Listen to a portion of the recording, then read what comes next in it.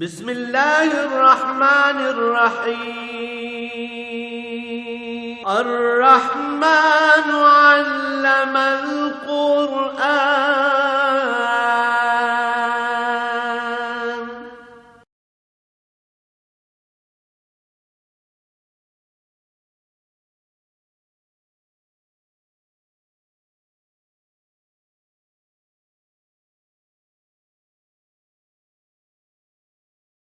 الحمد للہ رب العالمین والصلاة والسلام علی حبیبہ محمد وآلہ وصحبہ اجمعین۔ اعوذ باللہ من الشیطان الرجیم، بسم اللہ الرحمن الرحیم۔ قد مکر الذین من قبلہم فأتی اللہ بنیانہم من القواعد وخر علیہم السقف من فوقہم وآتاہم العذاب من حیث لا یشعرون۔ ثم یوم القیامت یخزیہم ویقول این شرکائی الذین کنتم تشاکون فیہم قال الذین اوتوا العلم ان الخزی اليوم والسوء علی الکافرین الذین تتوفاهم الملائکۃ ظالمی انفسہم فالقوا السلم ما كنا نعمل من سوء بلا ان اللہ علیم بما کنتم تعملون فادخلوا ابواب جہنم خالدین فیہا لبئس مثوى المتکبرین وقیل للذین اتقوا ماذا انزل ربکم قالوا خیرا للذین احسنوا فی هذه الدنیا حسنہ ولدار الآخرۃ خیر ولنعم دار المتقین جنات عدن يدخلونها تجری من تحتها الانہار لهم فیہا ما یشاءون كذلك یجزی اللہ المتقین الذین تتوفاهم الملائکۃ طیبین یقولون سلام علیکم ادخلوا الجنۃ بما کنتم تعملون هل ينظرون الا ان تأتيهم الملائکۃ او یأتی امر ربک كذلك فعل الذین من قبلهم ما ظلمهم اللہ ولكن كانوا انفسهم يظلمون فأصابهم سیئات ما عملوا وحاق بهم ما كانوا به يستهزئون اللهم سبحانك لا علم لنا الا ما علمتنا انك انت العلیم الحکیم مولا صلی وسلم دائما ابدا علی حبیبک خیر الخلق کلہم۔ بات پچھلے رکوع سے کفار کی اور ناشکر لوگوں کی چل رہی تھی، تو فرمایا یہ لوگ دنیاوی اسباب سے اپنی حفاظت اور تحفظ کا اہتمام کرتے ہیں۔ یہ سمجھتے ہیں کہ بڑے بڑے عہدے، دولت کے ڈھیر، بڑے بڑے محل نما مکان، بڑی بڑی مضبوط دیواریں، یہ سب کچھ ہماری حفاظت کے لیے کافی ہے، اور یہ نہیں دیکھتے قد مکر الذین من قبلہم کہ ان کے پہلے کتنی مخلوق گزر چکی ہے، اور ان کفار نے اور مشرکین نے بھی اپنے تحفظ کے لیے بڑے بڑے عالی شان محل بنائے اور بڑے اسباب دنیا کے جمع کی اور بڑی دولت جمع کی، تو کیا وہ ان کے کام آئے یا انہیں عذاب الہی سے بچا سکے؟ ہوا یہ فَأَتَى اللَّهُ بُنْيَانَهُمْ، اللہ نے ان کی جڑ ہی اکھیڑ دی، بنیادوں سے وہ مکان گر گئے۔ فَأَتَى اللَّهُ بُنْيَانَهُمْ مِنَ الْقَوَاعِدِ، ان کی بنیادوں تک اللہ کریم نے انہیں کھیڑ کر پھینک دیا۔ خر علیہم السقف من فوقہم، اور ان پر ان کی چھتیں ہی گر کر تباہی کا سبب بن گئی۔ دنیا کے جو اسباب وہ اپنے تحفظ کے لیے بناتے رہے، وہ ان کی تباہی اور بربادی کا سبب بن گئے،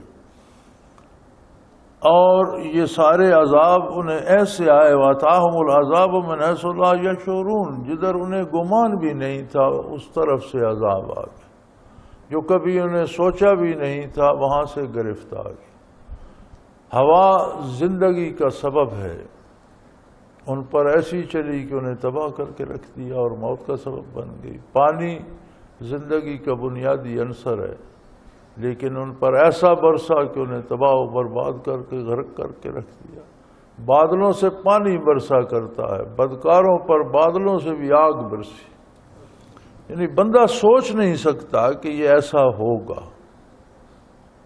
اس طرح سے ان پر اللہ کی گرفت آئی جہاں سے وہ گمان بھی نہیں۔ اب کون سوچتا ہے کہ بادل آیا اس سے آگ برسے گی، یا اتنا پانی برسے گا کہ دنیا ڈوب جائے گی، یا اتنی تیز ہوا چلے گی کہ مکانوں تک کو کھیڑ کر لے جائے گی، انسانوں اور جانوروں کو اٹھا کر لے جائے گی، دور جا پٹکے۔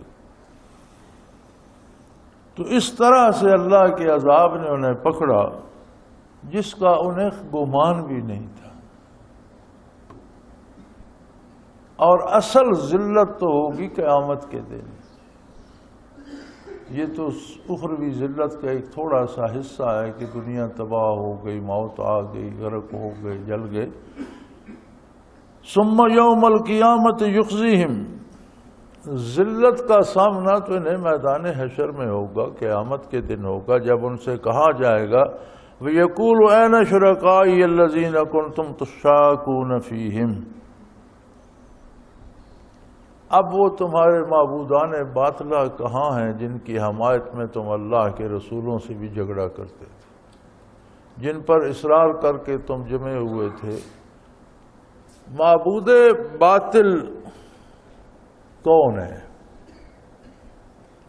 صرف بت نہیں ہے، یہ صرف مفروضہ نام معبود باطل نہیں ہے۔ ہر وہ شے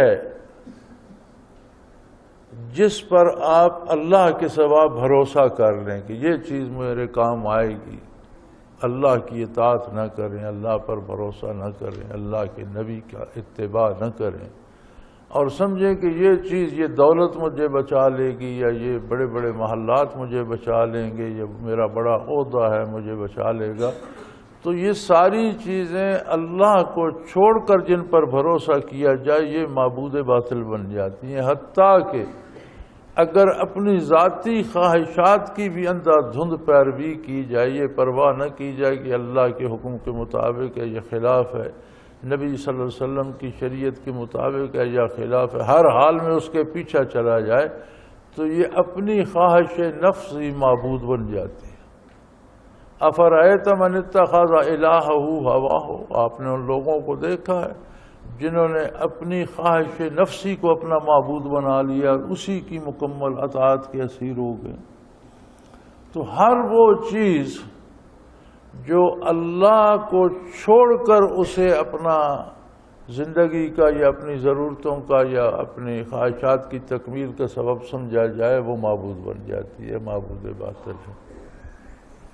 معبود وہی ہستی ہے جس پر زندگی، موت، ما بعد الموت کے تمام امور کا انحصار رکھا جائے۔ اب جس پر زندگی کے ہر کام کا بھی انحصار ہو، جس ہستی پر موت کے وقوع کا بھی انحصار ہو، ما بعد الموت برزخ کا بھی، میدان حشر کا بھی، قیامت کے بعد کی زندگی کا بھی جس ہستی پر انحصار ہو، تو کوئی شخص یہ سوچ بھی سکتا ہے کہ اس کی نافرمانی کی جائے؟ کسی سے کوئی بھی نفع ملنے کی امید ہو، دنیا کا بھی تھوڑا سا، تو بندہ اس سے بگاڑتا نہیں ہے، اور جس سے دو عالم کی جو نصیب ہونا ہے، جو ملنا ہے، ایک ہی ہستی پہ اعتماد ہو، تو اس سے بگاڑنے کو دل کرتا ہے۔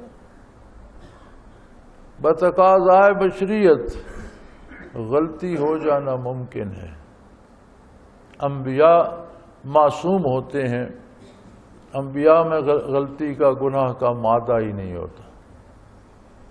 انبیاء کے بعد صحابہ، اولیاء، صلحاء، یہ لوگ محفوظ ہوتے ہیں، انہیں حفاظت الہیہ حاصل ہوتی ہے، اللہ کریم انہیں گناہ سے بچا لیتے ہیں۔ ماں و شما نفس کے اور اپنے حالات کے اور اپنی خواہشات کے رحم و کرم پر ہیں۔ اب ہمیں دوسری طرف کوئی اتنا مضبوط سہارا چاہیے، اتنا اعتماد ہو اس سہارے پر کہ ہم یہ چھوٹے چھوٹے معبودان باطلہ کی طرف نہ جائیں۔ بغیر اس سہارے کے، بغیر کسی چیز کے تو بندہ نہیں رکتا۔ جدھر ڈوبنے والا تو تنکوں کو بھی ہاتھ مارتا ہے، اب تنکا اسے کیا ڈوبنے سے بچائے گا، لیکن وہ تو غرق ہو رہا ہے، وہ تو پریشانی میں تنکوں کو بھی پکڑتا ہے کہ شاید یہ مجھے بچا لے۔ یہی حال انسانی زندگی کا ہے۔ اس کے ساتھ صرف ایک راستہ ہے کہ اس کا تعلق اللہ کے نبی سے اطاعت کا اور ایمان کا مضبوط ہو، اور وہ تعلق اتنا مضبوط ہو کہ اسے یقین ہو جائے کہ میرا اللہ میرا ہے، میری سنتا ہے، مجھے دیکھ رہا ہے، میرے حال سے واقف ہے اور ہر حال میں میری مدد کر سکتا ہے، تو پھر یہ اس پر بھروسہ کرے تب گناہ سے بچ سکتا۔ اور اگر اللہ کو جانتا ہی رسمن ہو، ماں باپ سے سن لیا بس ٹھیک ہے، اللہ بھی ہے، حلال حرام کی پرواہ بھی نہ کرے، جائز ناجائز کی پرواہ بھی نہ کرے، عبادات کے لیے بھی اس کے پاس فرصت نہ ہو، تو یہ سارے اسباب اسے اللہ سے دور لے جاتے ہیں، اور پھر وہ دنیاوی اسباب پر، دنیاوی انسان اپنے جیسے انسانوں پر بھروسے کرنے لگتا ہے۔ اور بڑی عجیب بات ہے، دنیا کا نظام بڑا عجیب ہے۔ غریب سمجھتا ہے کہ میں فلاں امیر سے بنا کے رکھوں گا تو وہ میرے بڑے کام آئے گا، لیکن اصل محتاج امیر ہوتا ہے۔ امارت ایسی عجیب شے ہے، یہ بندے کو بالکل محتاج بنا کے رکھ دیتی ہے۔ غریب تو یہاں نہ صحیح باہر سے جا کر بھی پانی پی آئے گا، امیر کو کوئی بستر پر بیٹھے ہوئے ساتھ کولر پڑو تو وہ بھی کوئی ڈال کے دے تو پیتا ہے۔ غریب سمجھتا ہے میں امیر کے در پہ جا رہا ہوں، یہ میرے بڑے کام آئے گا، وہ بڑے دور سے دیکھتا ہے کہ یہ آ رہا ہے، کوئی فٹیک تو اس سے لے لوں گا، کوئی کام تو میرا کر جائے گا۔ یہ امارت تو بندے کو معذور بنا دیتی ہے۔ غریب تو اپنا کام تو پھر اپنے ہاتھ سے کر لیتا ہے، تو امیر تو معذور ہو جاتا ہے۔ امیروں پہ تکیہ کرنے والے سوائے ضلالت اور رسوائی کے کچھ نہیں پاتے۔ یہ بھروسہ اللہ پہ کرو۔ ہر شخص کا ایک اپنا مقام ہے، امیر ہے یا غریب ہے، والدین ہیں یا اولاد ہے، دوست ہیں یا احباب ہیں، حتیٰ کہ دشمن کا بھی ایک مقام ہے، دشمنی کی بھی حدود و قیود ہیں۔ ایک حد تک آپ جا سکتے ہیں، ایک حد سے آگے نہیں جا سکتے۔ اس کی جان مال آبرو بھی آپ پر حلال نہیں ہے، اس کے بھی اپنے حقوق ہیں۔ تو ہر فرد کا جو حق ہے، جو اللہ نے مقرر کیا ہے، وہ پہچان کر اس سے تعلق رکھا جائے تو اللہ کریم مہربانی فرماتے ہیں، بندہ محفوظ رہتا ہے۔ اپنی رائے پہ آ جائے اور اپنی مرضی سے کرے تو ہمیشہ غلط کرتا ہے۔ ان الانسان لظلوم کفار، ہمیشہ اپنی رائے سے جب کرتا ہے تو ہمیشہ غلط کرتا ہے، دھوکہ کھاتا ہے، جلد بازی کرتا ہے، دھوکہ کھاتا ہے، کیونکہ حقائق کو نہیں جانتا۔ ہم جو کچھ دیکھتے ہیں ضروری نہیں کہ وہ حقیقت ہو۔ ہم ایک چیز کو بہت اچھا سمجھے، خوبصورت سانپ کتنا خوبصورت لگتا ہے، آپ پکڑنے کے لیے ہاتھ ڈالیں گے تو کاٹ کھائے گا، موت ہے۔ تو حقائق جو ہیں وہ اللہ کریم جانتے ہیں، اور تعلقات کو جس طرح اللہ اور اللہ کے رسول نے فرمایا ہے اس طرح رکھا جائے تو مسئلہ نہیں پیدا ہوتا۔ تو فرمایا یہ دنیا کا نقصان تو ہوا، زندگی گئی، مکان گر گئے، قلعے گر گئے، حکومتیں چلی گئیں، رسوا ہو گئے۔ اصل رسوائی تو قیامت کے دن ہوگی، اور پھر انہیں حکم دیا جائے گا کہ زندگی بھر جن کے در پہ سجدہ ریز رہے، ساری زندگی جن پہ توقع رکھی، ساری زندگی جن کے لیے اللہ کے بندوں سے اور انبیاء اور رسل سے جھگڑا کرتے رہے کہ نہیں یہی ہمارے کام آئیں گے، کہاں ہے وہ؟ ذرا انہیں بلاؤ تو صحیح۔ قال الذین اوتوا العلم ان الخزي اليوم والسوء علی الکافرین، اور فرمایا یہ سارے اہل علم جانتے ہیں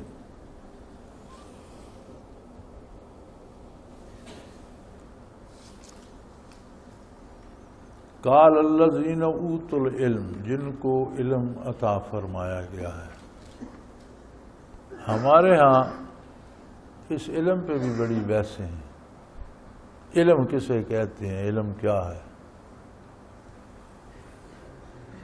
علم کوئی لکھنے پڑھنے ہی کا نام نہیں ہے، علم جاننے کا نام ہے۔ کوئی سن کر جان لے، کوئی دیکھ کر جان لے، کوئی پڑھ کر جان لے، کوئی کسی سے تجربہ کر کے سیکھ لے، یہ سارا علم ہے۔ لیکن حقیقی علم کیا ہے جسے قرآن العلم فرما رہا ہے؟ الذین اوتوا العلم، یہاں العلم استعمال ہوا ہے۔ المعرفہ ہوتا ہے اور جہاں آئے یعنی وہ سارے کا سارا علم کیا ہے؟ نبی کریم صلی اللہ علیہ وسلم کا ارشاد ہے العلم علمان۔ العلم جو ہے یعنی سارا علم جو ہے اس کے دو حصے ہیں، دو شعبے ہیں، علم الادیان و علم الابدان۔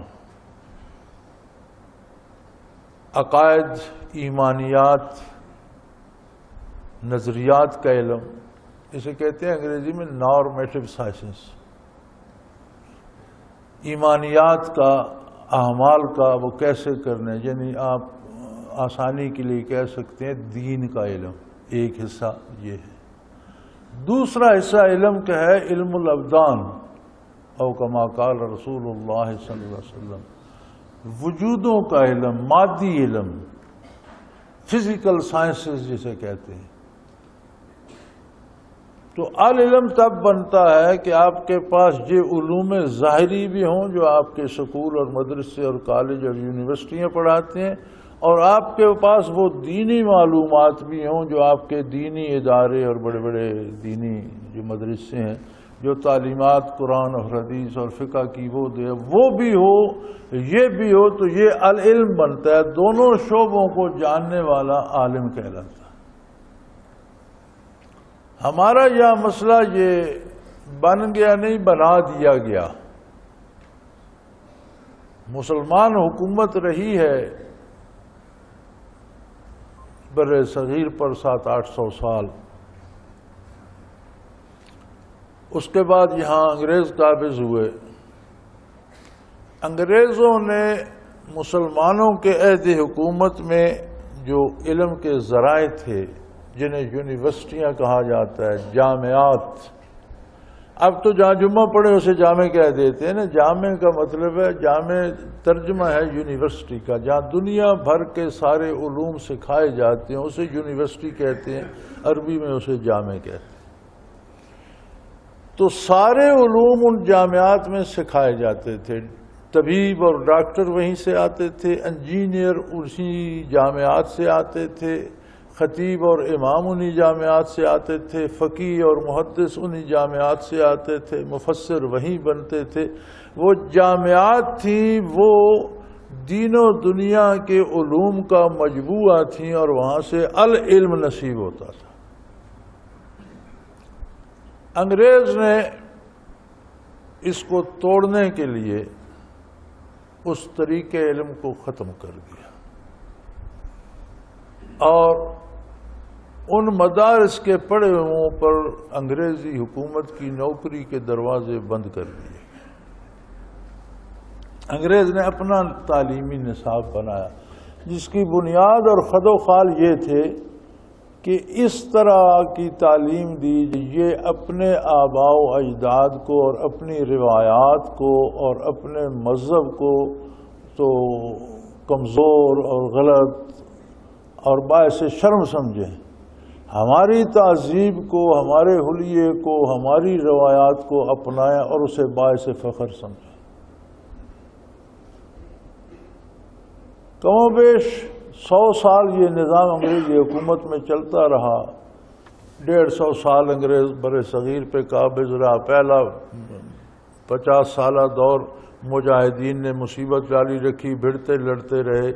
100 سال انگریز نے جم کر سارے مسئلے ختم کر کے بر صغیر پر حکومت کی اور اس میں سارے نظام اور قوانین بنائے اور عدالتی نظام بنایا، سیاسی نظام بنایا، تعلیمی نظام بنایا۔ ہم ابھی تک اسی کے پیچھے چل رہے ہیں۔ اس کا نتیجہ یہ ہے کہ آج اپنے ٹی وی پر آپ دیکھتے ہیں کہ مسلمان حکمرانوں کا مذاق اڑایا جاتا ہے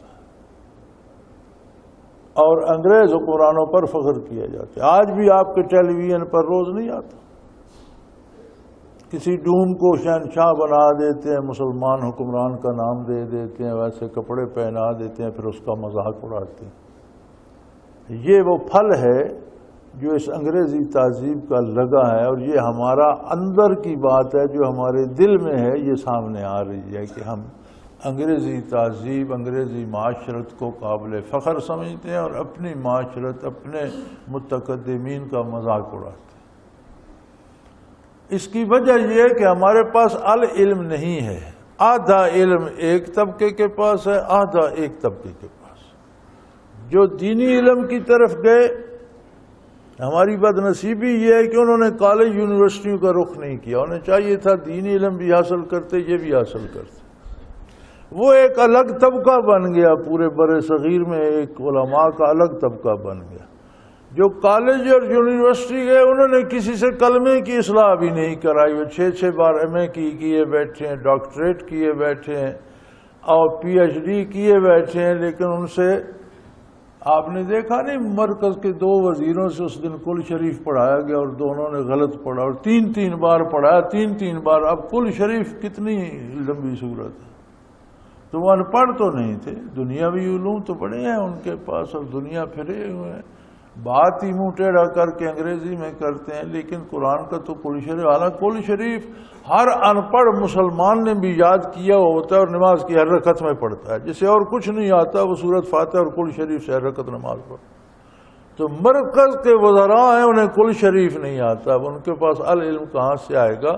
آدھا علم دنیا کا، فزیکل سائنسز کا ان کے پاس ہے،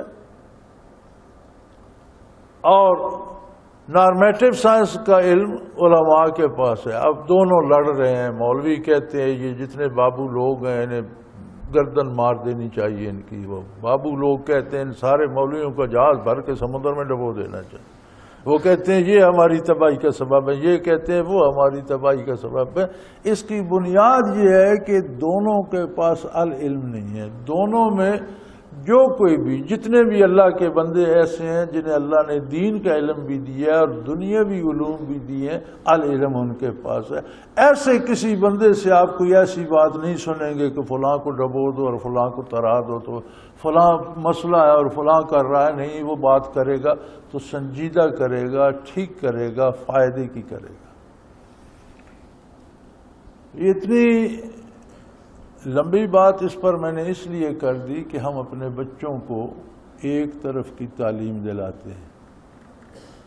جو ناکارہ ہو یا جس کے والد فوت ہو گیا ہو یا والدین کمزور ہوں، وہ دینی مدرسے میں چلا جاتا ہے، یا اندھا لولا لنگڑا ہو یا کوئی جسمانی ہے وہ یا کوئی مادی کمزوری ہو تو وہ دینی مدرسے، جس کے پاس پیسے ہوں وہ سرکاری مدرسے میں بھی نہیں ہو، بڑے مہنگے پرائیویٹ کالجوں اور سکولوں میں جاتا ہے۔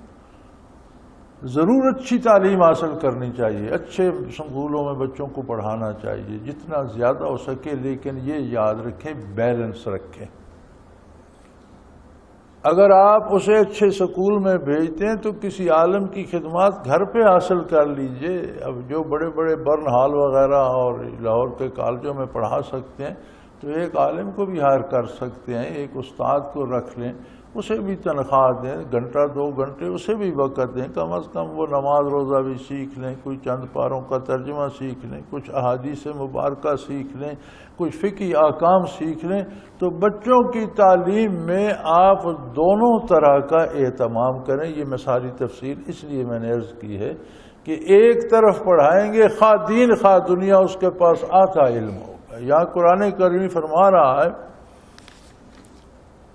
قال الذین اوتوا العلم، جن کو اللہ نے علم عطا فرمایا وہ یقیناً یہ کہیں گے کہ یقیناً ذلت و رسوائی ہے کافروں کے لیے آج کے دن۔ دنیا کے نفع و نقصان کو بھی سمجھتا ہو اور آخرت کے نتائج کو بھی جانتا ہو، اس کی طرف بھی اس کا نظر ہو، اسے العلم نصیب ہوا۔ تو وہ تو جتنے صاحب علم ہیں وہ تو یقیناً کہیں گے کہ یہ کفر جو ہے اس کا جو نتیجہ ہے وہ سوائے رسوائی کے کچھ بھی نہیں۔ الذین توفاہم الملائکۃ ظالمی انفسہم، ان کی تو موت بھی آتی ہے، فرشتے روح قبض کرنے آتے ہیں، تو انہیں جو سزا ملتی ہے یضربون وجوہہم وادبارہم، ان کے منہوں پہ مارتے ہیں، پیٹھوں پہ مارتے ہیں، بڑی تکلیف دے کر روح قبض کرتے ہیں، وہ ظلم بھی ان کے اپنے اعمال کا نتیجہ ہوتا ہے، فرشتوں کو ان سے دشمنی نہیں ہوتی۔ یعنی وہ سزائیں جو ہیں وہ بھی اپنے لیے انہوں نے خود بنا رکھی ہیں، فرشتے تو ان پر صرف عمل کرتے ہیں، ان کے کردار، ان کے عقیدے، ان کے نظریات اور ان کے اعمال کا وہ نتیجہ ہے کہ فرشتے انہیں سزا دیتے ہیں۔ یہ ظلم اپنے آپ پر یہ خود توڑتے ہیں۔ فَأَلْقَوْا وَسَلَّمَ مَا كُنَّا نَعْمَلُ مِنْ سُوءٍ، پھر مزے کی بات یہ ہے کہ کہتے یہ ہیں کہ ہم نے کوئی برائی تو نہیں کی۔ اب یہ برائی اور بھلائی کا فیصلہ کیسے ہو؟ ہر بندے کی ایک اپنی رائے ہے۔ ایک کام کو ایک کہتا ہے یہ بھلائی ہے، دوسرا کہتا ہے یہ برائی ہے، اس کے خلاف بھلائی ہے، تو کیا فیصلہ ہو؟ ایک بندے کو دھوپ اچھی لگتی ہے، دوسرا کہتا ہے بادل ہو تو موسم اچھا ہے۔ ایک کو گرمی مزیدار لگتی ہے، دوسرے کو سردی مزیدار لگتی ہے۔ ایک شہر میں جانے کو موٹر وے کو ترجیح دیتا ہے، دوسرا کہتے نہیں جی ہم تو ادھر سے ہائی وے سے جائیں گے، وہ راستہ اچھا ہے۔ تو فیصلہ کیا ہو؟ ہر کام کرنے کے متعدد طریقے ہیں، کسی کو کوئی انداز پسند ہے، کسی کو کوئی انداز پسند ہے۔ فیصلہ یہ ہے کہ کام درست وہ ہے، طریقہ کام کرنے کا درست وہ ہے جو اللہ اور اللہ کے رسول نے مقرر کیا۔ یہ لوگ بھی کہتے ہیں جب کافروں کی روحیں قبض ہوتی ہیں اور انہیں مار پڑتی ہے اور سزا ملتی ہے اور تکلیف ہوتی ہے تو کہتے ہیں یار میں نے زندگی میں برا تو نہیں کیا، اچھا ہی کرتا رہا۔ ہر بندہ جو کچھ کرتا ہے اس کے جواز کی دلیل اس نے گھڑی ہوئی ہوتی ہے۔ کوئی کسی کو قتل کرتا ہے تو اس کے پاس اس کی ایک دلیل گھڑی ہوئی ہے، کوئی ڈاکہ کرتا ہے تو اس نے بھی ایک دلیل گھڑ رکھی ہے۔ اپنے کام کو جائز کرنے کے لیے ہر بندے تو کہتے ہیں مرضی سے کام کہتے ہیں، ہم نے برا تو نہیں کیا، زندگی بھر اچھا ہی کیا، لیکن اچھا اپنی مرضی سے کرتے رہے، جس سے اچھا اللہ سمجھتا ہے وہ تو نہیں کیا۔ تو ہماری آزمائش تو یہ تھی کہ تم وہ کرو جسے اللہ اچھا سمجھتا ہے، جس کے کرنے کا طریقہ اور سلیقہ اللہ کا رسول بتاتا ہے۔ اس پہ بھی قاعدہ ہے، اللہ کے حکم کی تعمیل ہوگی۔ اقیموا الصلاۃ، نماز ادا کرو، اللہ کا حکم ہے نماز قائم کرو۔ اب کیسے قائم کی جائے؟ میں امیر تیمور کو پڑھ رہا تھا۔ امیر تیمور دینی علوم سے بہت بڑی حد تک بہرور تھا اور ایسا عجیب حافظ تھا قرآن کریم کا کہ والناس سے لے کر الف لام میم تک الٹا قرآن پڑھ سکتا تھا، یعنی آخری آیت پھر اس سے پچھلی آیت پھر اس سے پچھلی آیت، تو اس طرح الٹا قرآن پڑھ سکتا تھا پورا، اس قدر حافظ تھا۔ ہم تو سارا دن ہمارے حفاظ یاد کرتے ہیں اور پھر ایک پارے میں پھر بھول جاتے ہیں، وہ 30 پاروں میں نہیں بھولتا تھا اور مقابلہ کرتا تھا۔ جہاں کوئی حفاظ ہوتے انہیں کہتا میرے ساتھ مقابلہ کرو، کوئی صورت لے لو وہ الٹی پڑھ کے دکھاؤ، یعنی آخری آیت پھر اس سے پچھلی آیت پھر اس سے تو بڑے بڑے حافظ گھبرا جاتے تھے۔ دینی علوم سے بہت اچھی طرح واقف تھا، کیونکہ جن مدارس میں اس نے پڑھا تھا وہ علاقہ مسلمانوں کے زیر نگین تھا اور وہاں دنیا اور دین دونوں پڑھائے جاتے تھے۔ پھر اپنے ذوق میں بہت دور نکل گیا اور پھر بعض مسائل میں اجتہاد بھی کرنے لگ گیا، اور پھر ایک جگہ لکھتا ہے کہ میں نے ایک علاقہ فتح کیا، وہاں ایک قوم تھی، تو میں نے کہا تمہارا عقیدہ کہ ان کا مسلمان ہے، کیسے عبادت کرتے ہو؟ انہوں نے کہا ہم ہاتھ سر پہ باندھتے ہیں اور قبلہ ہمارا سورج ہے۔ اب یہ کہیں سے ثابت نہیں ہے کہ ہاتھ سر پہ باندھے جائیں یا سورج کو قبلہ تصور کیا جائے، سوائے سورج پرستوں سے، اور تو کہیں سے ثابت نہیں ہے، لیکن وہ اپنا اجتہاد کرتا ہے۔ وہاں وہ لکھتا ہے کہ خیر ہے مسلمان تو ہے نہ کم از کم ایک قبلے کے قائل ہے، خواہ سورج کے صحیح، اور ہاتھ باندھنا نماز میں یہ تو ادب کے لیے ہے، کوئی ہاتھ باندھتا ہے، کوئی پیٹ پہ باندھتا ہے، کوئی سینے پہ باندھتا ہے، انہوں نے سر پہ باندھ لیے تو کیا حرج ہے؟ اب یہ وہ اپنی طرف سے دینی فتویٰ دے رہا ہے۔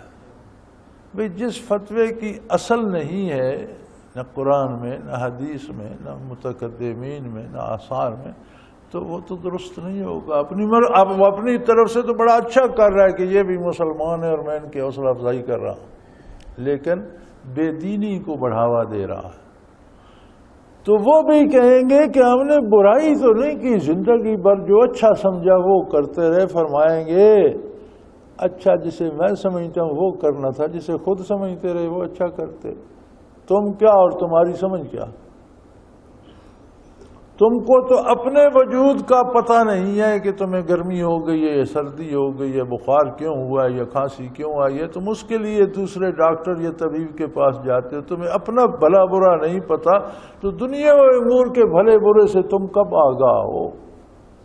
کرنا تو وہ تھا جو کرنے کا حکم میں نے دیا، اور وہ اس طریقے سے کرنا تھا جس طریقے سے میرے نبی نے سمجھا۔ جس طرح میں نے حکم دے دیا کہ نماز قائم کرو، اب کیسے پڑھنی ہے یہ سارا تو محمد الرسول صلی اللہ علیہ وسلم نے سکھایا کہ عبارت یہ پڑھو گے، تکبیر اس طرح کہو گے، اس طرح رکوع کرو گے، رکوع میں یہ پڑھو گے، اس طرح قیام ہوگا، سجدہ ہوگا، جلسہ ہوگا۔ یہ سارا طریقہ تو محمد الرسول اللہ نے سکھایا۔ سو کام وہ کرنا ہے جس کا اللہ حکم دے، اور اس طریقے سے کرنا ہے جس طریقے سے اللہ کا نبی سمجھائے، تعلیم دے، وہ اچھا ہے۔ تو ان دونوں میں سے اگر اللہ کا حکم ہی نہیں ہے تو اللہ کا نبی اس کا طریقہ کیوں بتائے گا؟ اللہ کا نبی تو اسی کام کی وضاحت فرمائے گا جس کے کرنے کا اللہ کریم حکم دیں گے۔ تو فرمایا جب موت آتی ہے اور انہیں تکلیف ہوتی ہے اور ایذا ہوتی ہے اور مار پڑتی ہے تو کہتے ہیں یار ہم زندگی بھر کرتے تو اچھا ہی رہے۔ فَالْقَوْا السَّلَمَ مَا كُنَّا نَعْمَلُ مِنْ سُوءٍ، اس وقت تو کہتے ہیں یار ہم تو بڑے فرما بردار اور بڑے بے ضرر سے لوگ تھے، اور بڑے، اور میرے پاس اگلے دن ایک بندہ ملنے آیا تو یہی بات چل پڑی اعمال کی، تو کہنے لگا جی میری عمر 90 سال ہے، میں نے 90 سال میں کسی شخص کا ایک پتا بھی توڑ کر ادھر نہیں پھینکا، ہاں نماز شماز مجھ سے نہیں ہو سکی۔ تو وہ اپنے کمالات میں یہ کہ 90 سال میں نے کوئی برائی نہیں کی ہے، وہ بیچارہ جو خود جس بات کو اچھا سمجھتا رہا وہ کرتا رہا۔ یہی مسئلہ موت کے وقت آئے گا، کہیں گے جی ہم نے تو 100 سال زندگی بسر کی، ہم نے برا تو کوئی نہیں کیا، جو اچھا سمجھتے تھے وہی کرتے تھے۔ لیکن اچھا تم خود سمجھتے تھے نا، جسے اللہ اور اللہ کا رسول اچھا سمجھتے تھے، کرنا وہ تھا۔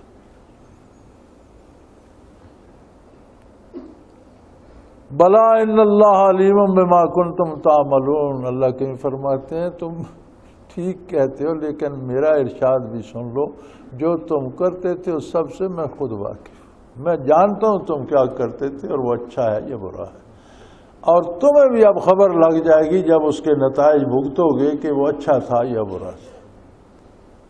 فادخلوا ابواب جہنم خالدین فیہا، اپنے اپنے درجے کے مطابق، اپنے اپنے اعمال اور کردار کے مطابق دوزخ کے مختلف درجے ہیں، اپنے درجے میں داخل ہو جاؤ،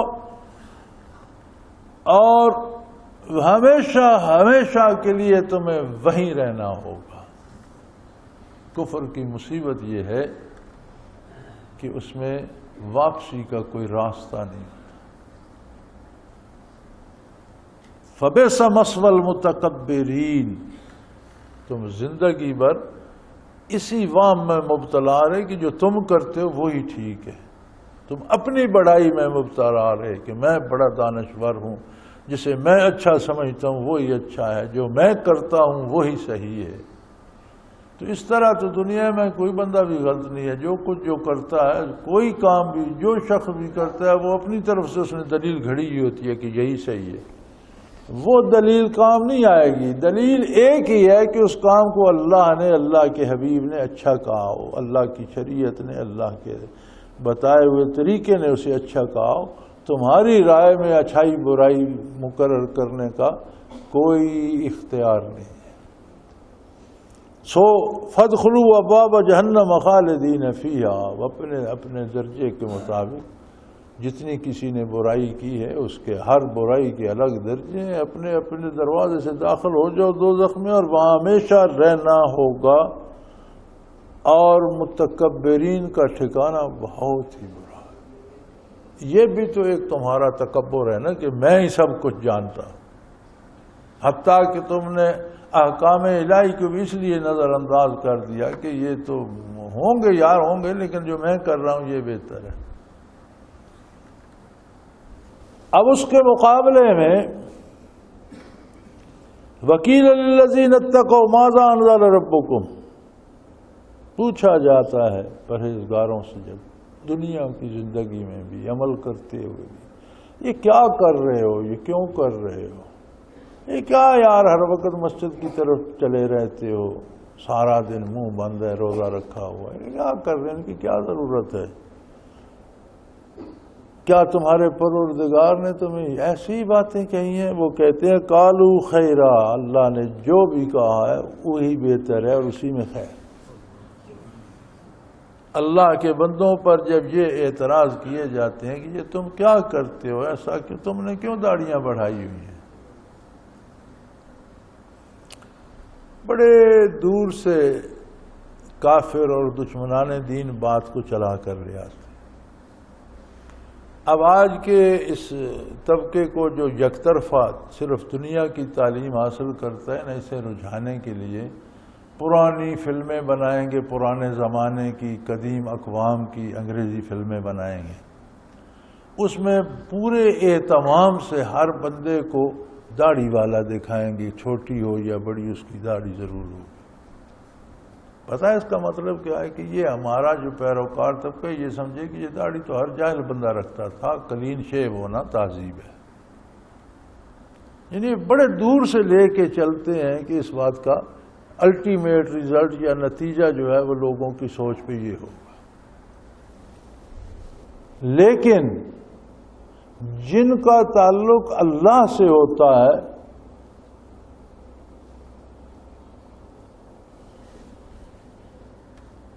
وہ کہتے ہیں نا، دو عالم سے کرتی ہے بیگانہ دل کو، عجب چیز ہے لذت آشنا. دو عالم سے کرتی ہے بیگانہ دل کو، عجب چیز ہے لذت آشنا. اس کا پتہ انہیں ہوتا ہے جنہیں اللہ سے یا اللہ کے حبیب سے آشنائی نصیب ہوتی. پھر دونوں جہان کچھ بھی کرتے رہیں وہ کہتے ہیں یار جو لذت اس میں ہے وہ تم دونوں میں نہیں ہے، اسے چھوڑ کر وہ نہیں جاتے. جنہیں اللہ سے تعلق نصیب ہو جائے، وکیل للذین اتقوا، جن کا تعلق اللہ سے. تقویٰ کا مطلب تو یہاں یہ میرے سامنے جو ترجمہ پڑھا ہے الحمدللہ اللہ نے توفیق بخشی ہے، میں نہیں کی ہے، میں نے بھی یہاں پرہیزگار ہی لکھا ہے. اردو کا دامن تنگ ہے ہمارے پاس، کوئی متبادل لفظ نہیں. ترجمہ نیری پرہیزگاری نہیں ہے، ترجمہ ایک کیفیت ہے کہ کوئی بات کرتے وقت، کوئی کام کرتے وقت دل میں یہ خیال آ جائے کہ کہیں اللہ کی پسند کے خلاف تو نہیں. یہ درجہ جو تعلق کا اللہ کے ساتھ ہے اسے تقویٰ کہتے ہیں. فرمایا جنہیں میرے ساتھ یہ تعلق نصیب ہوا ان سے کوئی کہے کہ یار یہ کیا تمہارے دین میں کیا، اور یہ تمہارے تم کہتے ہو اللہ نے حکم، اللہ نے تمہیں کیا حکم. وہ کہتے ہیں قالوا خیرا، اللہ نے جو بھی حکم دیا اسی میں خیر ہے. جو حکم اللہ کی طرف سے آیا، جو اللہ کے حبیب نے پہنچایا، جو اللہ کی کتاب نے بتایا، اللہ کے ہر حکم میں خیر ہی خیر ہے. للذین احسنوا فی ھذی الدنیا حسنہ، جو لوگ خلوص دل سے نیکی کرتے ہیں، اللہ کی رضا کے لیے کرتے ہیں، اللہ کے نبی صلی اللہ علیہ وسلم کی اتباع کے لیے کرتے ہیں، ان کے لیے دنیا میں بھی حسن ہی حسن ہے، بہتری ہی بہتری ہے، آرام ہی آرام ہے، سکون ہی سکون. نیکی کر کے بندہ کبھی پریشان نہیں ہوتا، نیکی کر کے بندہ کبھی دکھی نہیں ہوتا. نیکی کر کے ہمیشہ اللہ کی رحمت نصیب ہوتی ہے، دل کو تسلی نصیب ہوتی ہے، سکون و اطمینان نصیب ہوتا ہے. وَالدَّارِ الْآخِرَةُ خیر، اس دنیا میں بھی انہیں زندگی کا حسن نصیب ہوتا ہے، اور آخرت تو ہے ہی ان کی خیر ہی خیر۔ جب انہوں نے اللہ کے احکام کو خیر کہا، اللہ نے ان کے انجام کو خیر سے بھر دیا۔ وَلَنِعْمَ دَارُ الْمُتَّقِينَ، اور اللہ کے نیک بندوں کے کیا مزیدار گھر ہے، کیا مزیدار ٹھکانہ ہے، کتنی خوبصورت جگہ ہے۔ جنات عدن يدخلونها تجری من تحتها الانہار لهم فیہا ما یشاءون، ہمیشہ پربہار رہنے والے، سدا کے آباد، ہمیشہ بہاروں سے بھرے ہوئے باغات ہیں ان کے لیے، اور پانی بھی ان کے تابع ہے، جہاں باغ کو پانی چاہیے ہوتا ہے وہاں پانی نے پہنچنا ہے، باغ پانی کے تابع نہیں ہے، پانی ان باغوں کے تابع ہے۔ اور صرف باغ اور پھل پھول ہی نہیں ہے، جنت میں جو داخل ہوں گے لہم فیہا ما یشاء، جس چیز کی آرزو کریں گے وہ انہیں وہاں مل جائے گی۔ اس پہ نہ رہے کہ باغ کی بات ہوئی ہے تو صرف پھل ہی ہوں گے یا صرف پھول ہی ہوں گے، نہیں، وہ ہر چیز جو جنتی چاہے گا وہ اسے مل جائے گی۔ بلکہ حدیث شریف میں تو یہاں تک ملتا ہے کہ جنتی کا دل چاہے گا کہ لباس اس طرح کا ہو تو اسے کپڑے اتارنے اور بدلنے اور وہ دوسرے خریدنے کا تکلف نہیں، اس کا ارادہ ہوگا، سوچے گا تو کپڑے ویسے، لباس ویسا، جو تن پر تھا وہی ویسا ہو جائے گا، کسی تکلف کی ضرورت پیش نہیں آئے گی۔ لہم فیہا ما یشاء، جو خواہش وہ کریں گے وہ پائیں گے وہاں، وہ ہر چیز انہیں مل جائے گی۔ کذالک یجزی اللہ المتقین، اللہ اپنے نیک بندوں کو اس طرح انعام و اکرام سے نوازتا ہے۔ حتیٰ کہ موت کا ہولناک منظر گزرا، کفار کی موت کا دردناک منظر گزرا، فرشتوں کی سختی کی بات ہوئی، ان پر عذاب کی بات ہوئی، اور یہ ارشاد ہوا کہ یہ اپنا کیا دھرا ہے ان کا، انہوں نے اپنے ساتھ آپ یہ کیا ہے۔ یہاں بھی سن لو، بندہ مومن پہ بھی موت آتی ہے، لیکن الذین تتوفاہ الملائکۃ الطیبین یقولون سلام علیکم ادخلوا الجنۃ بما کنتم تعملون، فرشتے نیک بندے کا روح قبض کرنے آتے ہیں تو سب سے پہلے اسے سلام کرتے ہیں، اللہ کی سلامتی ہو تم پر، پھر اسے کہتے ہیں بڑے مزے سے، آرام، پاکیزہ طیبین، خوشبودار، مزیدار، سلیقہ مند، آرام دہ طریقے سے تمہاری روح قبض کریں گے، اور تم پر اللہ کی سلامتی ہو، ہم اس وجود سے تو روح کو قبض کر لیں، جاؤ جنت میں چلے جاؤ۔ جنت کا داخلہ، حقیقی جنت کا تو قیامت کے بعد ہوگا، پھر یہ جنت کون سی ہے؟ جیسا حضور صلی اللہ علیہ وسلم نے اس کی شرح میں تشریح فرمائی کہ ہر قبر یا دوزخ کا گڑھا ہے یا جنت کا ایک باغیچہ ہے۔ القبر روضۃ من ریاض الجنہ او حفرۃ من حفر النیران او کما قال رسول اللہ صلی اللہ علیہ وسلم، کہ ہر قبر یا جنت کا ایک باغیچہ ہے یا دوزخ کا ایک گڑھا ہے۔ تو اتنا تعلق قبر کے ساتھ جنت یا دوزخ کا قائم کر دیا جاتا ہے کہ اسے جنت ہی کہا گیا، اسے دوزخ ہی کہا گیا۔ جو کہیں گے کہ وہ یہ نہیں کہیں گے اسے کہ اب تم قبر میں، کہیں گے جاؤ جاؤ اپنی جنت میں چلے جاؤ، اللہ کی سلامتی ہو تم پر، اچھے طریقے سے، خوبصورت طریقے سے، آرام دہ طریقے سے تمہاری روح قبض کرتے ہیں، اور جاؤ اپنی جنت میں آرام کرو۔ یہ تمہارے اس کردار کا بدلہ ہے جو تم اللہ کی رضا کے لیے اور نبی صلی اللہ علیہ وسلم کے اتباع کے لیے کرتے رہے۔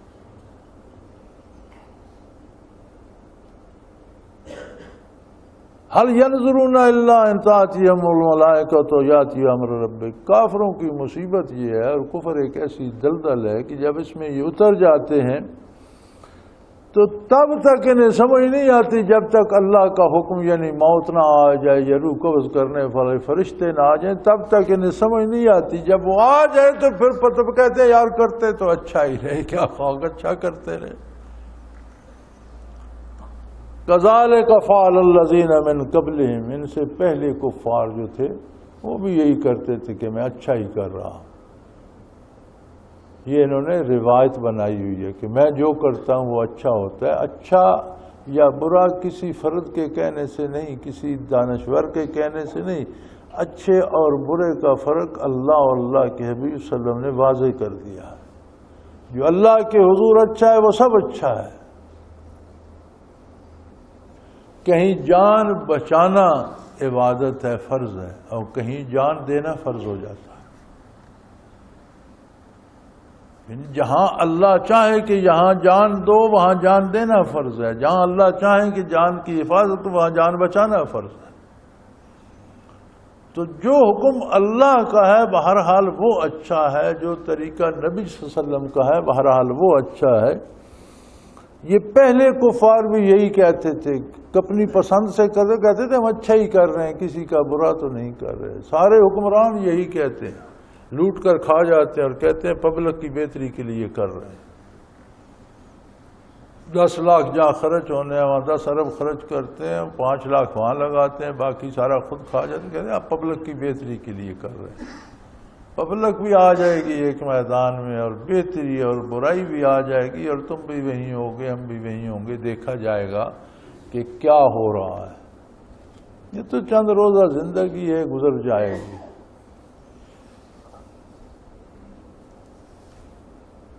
فرمایا وما ظلمہم اللہ، اللہ نے کسی کے ساتھ زیادتی نہیں کی. اللہ کسی پر ظلم نہیں زیادتی نہیں کرتے، کسی کے ساتھ اللہ نے زیادتی نہیں کی. ولیکن کانوا انفسہم یظلمون، یہ تو اپنے پر خود ظلم کے پہاڑ توڑتے رہے جو اب انہیں بھگتنے پڑ رہے. ہر نافرمانی اللہ اللہ کے رسول کی، ہر خلاف شریعت کام ایک ظلم ہے اپنے آپ پر. اور جب بھی اللہ احساس عطا کر دے بندے کو توبہ کرنی چاہیے. نیکیاں جنہیں ہم سمجھتے ہیں نیکیاں کر کے بھی توبہ استغفار جو ہے وہ ضرور پڑھنا چاہیے. کہ ہم نیکیاں کرنے میں بھی کوتاہی کر جاتے ہیں، عبادت کرنے میں بھی ڈنڈی مار جاتے ہیں، نوافل پڑھنے میں بھی سستی اور کوتاہی یا ارکان کی ادائیگی میں غلطی کوتاہی ہو جاتی ہے. تو جو کرتے ہی اپنی مرضی سے ہیں وہ کیا نیک کریں گے. سو اللہ سے مغفرت طلب کرنی چاہیے. فَأَصَابَهُمْ سَيِّئَاتُ مَا عَمِلُوا حَاقَ بِهِم مَّا كَانُوا بِهِ يَسْتَهْزِئُونَ. پہلے کفار بھی یہی کرتے تھے، ہم کرتے تو اچھا ہی ہیں، لیکن وہ اچھا ان کی نظر میں ہوتا تھا، اللہ کی نظر میں تو وہی ظلم ہوتا تھا. اور نتیجہ یہ ہوا کہ جو ان کا کردار تھا اس کی مصیبت ان کے گلے پڑ گئی. اور احکام الہی کا مذاق اڑایا کرتے تھے. جیسے ہمارے دانشور بیٹھ جاتے ہیں، اب اللہ کریم نے تو قرآن میں مقرر کر دی حد کے قتل کا بدلہ قتل ہوگا، تو اگلے دن بھی کچھ وکلاء تھے اور دانشور تھے مذاق اڑا رہے تھے کہ ایک بندہ تو مر گیا اب دوسرے کو خواہ مخواہ قتل کر دیں. یہ کیا تماشا ہے، ایک قتل تو ہو گیا دوسرا بھی قتل کر دیں، اس کا کیا فائدہ بھی. جب آپ اس کو عمر قید دے دیتے ہیں تو قتل ہی ہو گیا. کم از کم گھر والوں کے سامنے اس کا ایک وجود تو ہے، ملتے تو ہیں، بچوں کو آسرا تو ہے. اب یہ ہمارے دانشوروں کی سوچ ہے، جبکہ اللہ کا حکم یہ ہے کہ قتل کے بدلے قتل ہوگا. آپ نے دیکھا نہیں پچھلے 5-6 سال سے سزا موت کے سارے قیدی منتظر ہیں. تو حکومت نے قانون تو ختم حکومت کر نہیں سکتی، کم از کم اس لیے کہ کچھ لوگ تو اتنی طاقت تو مسلمانوں میں، پاکستان کے مسلمانوں میں ہے کہ وہ اس قانون کو شریعت کے خلاف نہیں بننے دیتے. تو وہ مجبوری ہے حکومت کی. روشن خیال اپنے آپ کو کہتے ہیں، جتنے گمراہ ہیں نہیں اپنے آپ کو روشن خیال کہتے ہیں. ان کے خیالوں میں آگ لگی ہوئی ہے اس لیے روشن ہے. تو یہ جو روشن خیال ہیں انہوں نے اس پر عمل درآمد تو روکا ہوا ہے. اور اب جو نئے آئے ہیں شروع انہوں نے بھی نہیں کیا، کیونکہ یہ بھی زیادہ سمجھدار لوگ ہیں نا. الا اللہ فاصابہم سیئات ما عملوا، ان کا کردار بالآخر ان کے گلے پڑی. اور دینی احکام کا جن کا مذاق اڑایا کرتے تھے، حاق بہم ما کانوا بہ یستہزئون، جن کا مذاق اڑایا کرتے تھے وہ مذاق اب ان کے گلے کی مصیبت بن گیا. اب بارگاہ الہی میں اور قبر میں جواب دینا محال ہو رہا ہے. جس کا زندگی میں مذاق اڑایا کرتے وہ اب ان کے گلے کی مصیبت بن گیا. وآخر دعوانا ان الحمدللہ رب العالمین. اللہ اللہ اللہ اللہ اللہ اللہ اللہ اللہ.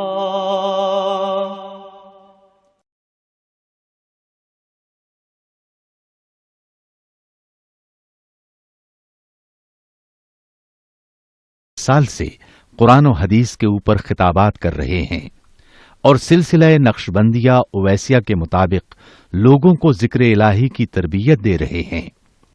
وہ قرآن پاک کی تفسیر ترتیب وار بیان کر رہے ہیں. تفسیر قرآن کو وہ موجودہ ملکی اور بین الاقوامی حالات کے مطابق بیان کرتے ہیں. موٹر وے سے کلر کہار کے انٹرچینج سے نکلتے ہوئے کلر کہار کی جھیل سے ہوتے ہوئے میانی، بوچھال اور نور پور سے گزرتے ہوئے دارالعرفان منارہ پہنچ سکتے ہیں. حضرت امیر محمد اکرم آوان نے بچیوں اور بچوں کی دینی اور دنیاوی تعلیم کے لیے سقارہ اکیڈمی کے نام سے ایک درسگاہ بھی قائم کی ہے، جس کا افتتاح ملک پاکستان کے صدر جنرل محمد ضیاء الحق نے اپنے دست مبارک سے کیا تھا. وہ تمام احباب جو اسلام کی طلب رکھتے ہیں ان سے گزارش ہے کہ دارالعرفان منارہ ضلع چکوال میں امیر محمد اکرم آوان صاحب کے خطابات سے مستفید ہوں. وہ ہر جمعے کو نماز سے پہلے بیان فرماتے ہیں. ہر ماہ کی پہلی اتوار کو ماہانہ اجتماع ہوتا ہے جس میں آپ خصوصی خطاب فرماتے ہیں اور پاکستان کے چاروں صوبوں سے احباب اس اجتماع میں شرکت کرتے ہیں. اس کے علاوہ یہاں سال میں 2 مرکزی اجتماعات بھی ہوتے ہیں. ایک رمضان المبارک میں اعتکاف کا اجتماع اور دوسرا جولائی اور اگست میں 40 دن کا اجتماع ہوتا ہے جس میں روحانی تربیت کی جاتی ہے. اپنا خون سیماب دے کر اتنا ہم کر جائیں گے، نام آقا کا چمن میں پھر رقم کر جائیں گے.